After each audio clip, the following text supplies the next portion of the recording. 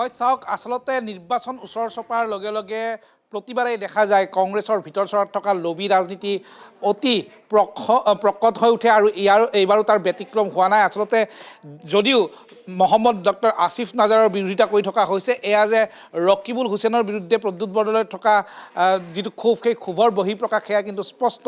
এক কথাত ক'ব লাগিব যে প্ৰাৰ্থী তালিকা ঘোষণা কৰাৰ পিছতে দুখনকৈ প্ৰাৰ্থী তালিকা ঘোষণা কৰি ৬৫টা সমষ্টিত প্ৰদেশ কংগ্ৰেছে নিজৰ প্ৰাৰ্থীৰ নাম ঘোষণা কৰাৰ পিছতে কংগ্ৰেছত কিন্তু বিদ্ৰোহ আৰম্ভ হৈছে আৰু ইয়াৰ পিছতে কেইবাগৰাকী নেতাই ইতিমধ্যে কংগ্ৰেছ দল ত্যাগ কৰিছে। শেহতীয়াকৈ আজি আমি এটা খবৰ দিব বিচাৰিছোঁ যে নৱজ্যোতি তালুকদাৰ তেওঁ আছিলে প্ৰদেশ কংগ্ৰেছৰ প্ৰাক্তন উপসভাপতি, তাৰ লগতে কামৰূপ মহানগৰ জিলা কংগ্ৰেছৰ সভাপতিৰ দায়িত্বটো তেওঁ আছিল এটা সময়ত আৰু এইগৰাকী নেতাই নিউ গুৱাহাটীৰ পৰা তেওঁ প্ৰাৰ্থিত্বৰ আশা কৰি আছিল।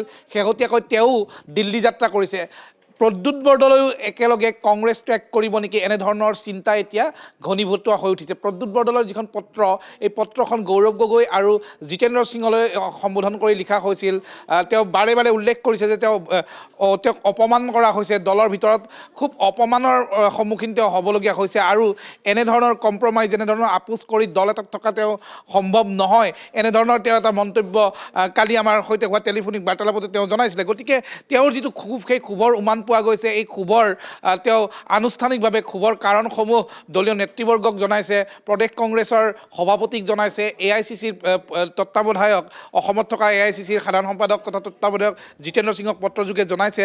তেওঁ অপেক্ষা কৰিছে কি সিদ্ধান্ত গ্ৰহণ কৰে। ইয়াৰ পিছতো যদিহে ডক্টৰ মহম্মদ আসিফ নাজাৰক টিকট প্ৰদান কৰা হয়, তেতিয়াহ'লে প্ৰদ্যুৎ বৰদলৈ দল ত্যাগ কৰিব, তেনেধৰণৰ ভাবুকি দিছে। এতিয়া এই কথাখনত ইয়াত যিটো যুদ্ধ চলি আছে, সেই যুদ্ধটো মই এইকাৰণে কৈছোঁ যে ৰকিবুল হুছেইন বনাম প্ৰদ্যুৎ বৰদলৈ হৈ গৈছে। কাৰণ ৰকিবুল হুছেইন হৈছে মধ্য অসমৰ, বিশেষকৈ মধ্য অসমৰ এগৰাকী শীৰ্ষ কংগ্ৰেছ নেতা। তেওঁ সদায় বিচাৰে যে মধ্য অসমৰ নগাঁও, মৰিগাঁও এইসমূহৰ জিলাৰ যিসকল কংগ্ৰেছৰ নেতা আছে, সেইবিলাক তেওঁৰ অনুগত হৈ থাকক। তেওঁৰ মতে আচলতে বিধানসভা সমষ্টিসমূহৰ প্ৰাৰ্থী নিৰ্বাচন হওক, সেই কথাটো তেওঁ আশা কৰে। আনহাতে নগাঁৱৰে সাংসদ হৈছে প্ৰদ্যুৎ বৰদলৈ। গতিকে এইখিনি সময়ত মহম্মদ আসিফ নাজাৰ, যি আচলতে নগাঁও লোকসভা সমষ্টিৰ অন্তৰ্গত এটা বিধানসভা সমষ্টিৰ পৰাই তেওঁ বিধায়ক হৈ আহিছিলে, সেই সমষ্টিটো হৈছে লাহৰীঘাটত পুনৰ প্ৰাৰ্থিত্ব পাব নেকি মহম্মদ আসিফ নাজাৰে। যদি প্ৰাৰ্থিত্ব পায়, তেতিয়াহ'লে প্ৰদ্যুৎ বৰদলৈ কি কৰিব আৰু প্ৰদ্যুৎ বৰদলৈক কথামতে আচলতে ৰকিবুল হুছেইনৰ যি স্থিতি, সেই স্থিতিক বাদ দি গৌৰৱ গগৈ বা AICCয়ে প্ৰাৰ্থিত্ব বঞ্চিত কৰিব নেকি মহম্মদ আসিফ নাজাৰক। এনেধৰণৰ প্ৰশ্ন এইখিনি মুহূৰ্তত আচলতে জটিল কৰি তুলিছে কংগ্ৰেছৰ পৰিস্থিতি।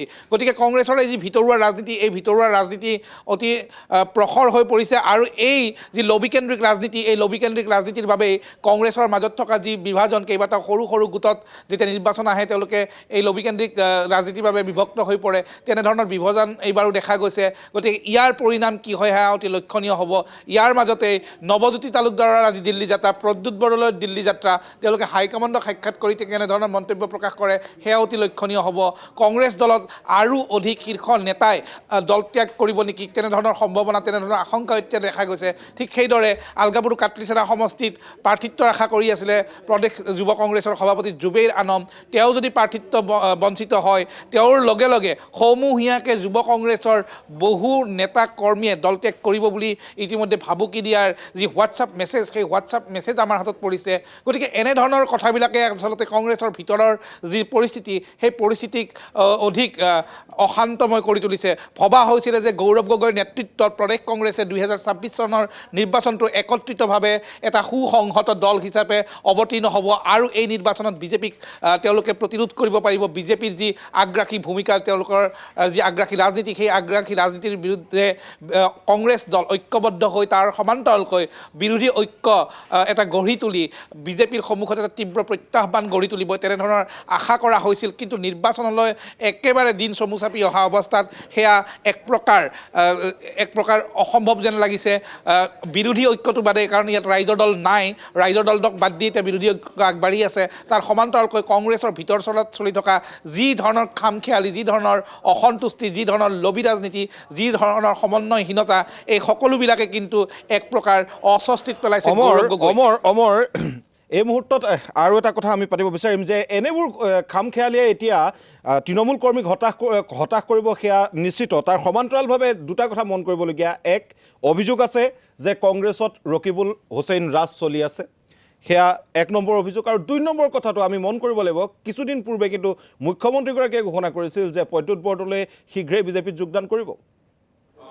অমৰ হয় চাওক, মুখ্যমন্ত্ৰী ডক্টৰ হিমন্ত বিশ্ব শৰ্মাই এতিয়ালৈকে যিসকল কংগ্ৰেছ নেতাই বিজেপিত যোগদান কৰিব বুলি কৈছিলে তাৰ প্ৰতিচ্ছবিখনো দেখা গৈছে যে সেয়া হয়, বহু ক্ষেত্ৰত সেয়া এতিয়ালৈকে দেখি থকা গৈছে। শেহতীয়াকৈ প্ৰদেশ কংগ্ৰেছৰ প্ৰাক্তন সভাপতি ভূপেন বৰাও গৈ বিজেপিত যোগদান কৰিছে। গতিকে প্ৰদ্যুৎ বৰদলৈৰ নামো তেওঁ উল্লেখ কৰি আহিছিলে। ইয়াত দুটা কথা থাকে যে হিমন্ত বিশ্ব শৰ্মাৰ সৈতে নেতাসকলৰ যি সম্পৰ্ক, কাৰণ তেওঁলোক একে সময়তে কংগ্ৰেছত যোগ দিছিল, একে সময়তে তেওঁলোকে যুৱ কংগ্ৰেছীৰ পৰা তেওঁলোকে কংগ্ৰেছী যি এটা শক্তিশালী নেতা, সেই শক্তিশালী নেতালৈ পৰিণত হৈছিল। গতিকে তেওঁলোকৰ মাজত এটা সুসম্পৰ্ক আছে, সেই কথাখিনি অস্বীকাৰ কৰিব নোৱাৰি। কিন্তু সেই সুসম্পৰ্কৰ বাবেই আচলতে এনেধৰণৰ কথা কৈ আছে নেকি, সেয়াও লক্ষণীয় বিষয় হৈ পৰিব। আৰু অসন্তুষ্টি যেতিয়া দলত হয়, দলত যেতিয়া অসন্তুষ্টিৰ সৃষ্টি হয়, তাৰপিছতেই কংগ্ৰেছ ত্যাগ কৰি বিজেপিলৈ গমন, এই কথাখিনিয়ে কিন্তু কংগ্ৰেছক সদায় ক্ষতিগ্ৰস্ত কৰি আহিছে।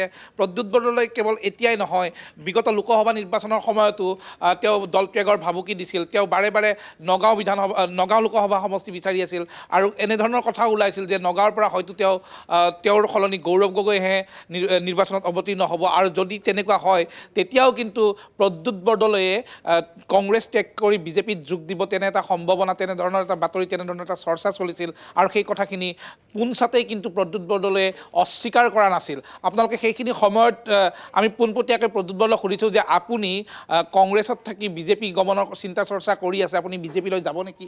তেতিয়া তেওঁ উত্তৰ দিছিল, এতিয়া মই সেই কথা ভবা নাই। তেওঁ এতিয়া নহয়, তেওঁ বাৰে বাৰে এতিয়া শব্দটো ব্যৱহাৰ কৰিছিল। সেই এতিয়াটো তেতিয়া নহ'ল, কাৰণ তেওঁক নগাঁৱতে পুনৰ লোকসভা নিৰ্বাচনৰ বাবে তেওঁক প্ৰাৰ্থিত্ব প্ৰদান কৰা হ'ল। গতিকে তেতিয়া নহ'ল, তেওঁ ৰৈ গ'ল। আৰু এতিয়া নগাঁৱত তেওঁ লোকসভা সাংসদ হৈ থকাৰ পিছতে, নগাঁও লোকসভা সমষ্টিৰ পৰা তেওঁ সাংসদ হৈ থকাৰ সময়তেই লাহৰীঘাটৰ দৰে বিধানসভা সমষ্টিৰ প্ৰাৰ্থীগৰাকী কোন হ'ব, সেয়া তাত যদি তেওঁৰ কোনো ধৰণৰ বক্তব্যৰ ভিত্তি নাথাকে, সেয়াও তেওঁৰ কাৰণে অপমানজনিত কথা হ'ব নেকি? বা তেওঁক আক্ৰমণ কৰা যিগৰাকী নেতা ইমদাদুল হুছেইন, সেই ইমদাদুল হুছেইনক আসিফ নাজৰে যিধৰণে বৰপিৰা পাৰি দিছে, যিধৰণে গৌৰৱ গগৈৰ বাসগৃহলৈ নি তেওঁক সম্বৰ্ধনা জনাইছে, যিধৰণে যোগদান কাৰ্যসূচীত প্ৰদ্যুৎ বৰদলৈৰ সৈতে একেখন মঞ্চতে উপবিষ্ট কৰাইছে, এই কথাবিলাকে ক'ৰবাত নহয় ক'ৰবাত প্ৰদ্যুৎ বৰদলৈক ক্ষোভিত কৰি তুলিছে।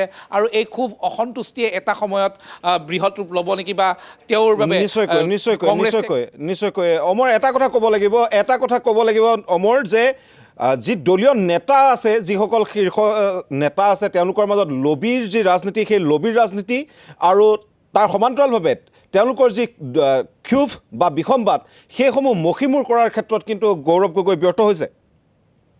চাওক, গৌৰৱ গগৈৰ বিৰুদ্ধে থকা আটাইতকৈ ডাঙৰ অভিযোগটো হৈছে তেওঁ অসন্তুষ্ট নেতাসকলৰ সৈতে পোনপটীয়াকৈ কথা নাপাতে। সেই অভিযোগটো আছে। সেই নিৰ্বাচনৰ সময়তো বা দল ত্যাগ কৰাৰ সময়তো কেইবাগৰাকী নেতাই, কেইবাগৰাকী প্ৰাৰ্থিত্ব প্ৰত্যাশীয়ে সেই অভিযোগটো কৰি গৈছে যে মই দল এৰি নগ'লোঁ হয়, কিন্তু সভাপতিয়ে এটা মোক মেছেজ নকৰিলে, এবাৰ ফোন কৰি তেওঁ মোক এবাৰ দলটোত যে থাকিব লাগে, দলৰ হৈ ঐক্যবদ্ধভাৱে কাম কৰিব লাগে, তেনেধৰণৰ বাৰ্তা এটা নিদিলে। এনেধৰণৰ কথা কিন্তু আমি যদি শেহতীয়াকৈ চাওঁ, ৰাতুল কলিতাই হওক বা প্ৰাণেশ্বৰ বসুমতাৰীয়ে হওক বা অন্যান্য নেতাসকল হওক, তেওঁলোকৰ ক্ষেত্ৰতো সেই কথাখিনি ঘটিছে। কন্দৰ্প কলিতা, তেওঁ মঙলদৈৰ এগৰাকী নেতা আছিল, তেওঁ সেই কথাখিনি কৈছে যে সভাপতিগৰাকীয়ে মই প্ৰাৰ্থিত্ব বঞ্চিত হোৱাৰ পিছত এটা সাধাৰণ মেছেজ বা সাধাৰণ এটা ফোন কৰি দলৰ হৈ কাম কৰাৰ কাৰণে যিদৰে মই থাকিব লাগে, সেই কথাখিনিও কেতিয়াও নক'লে।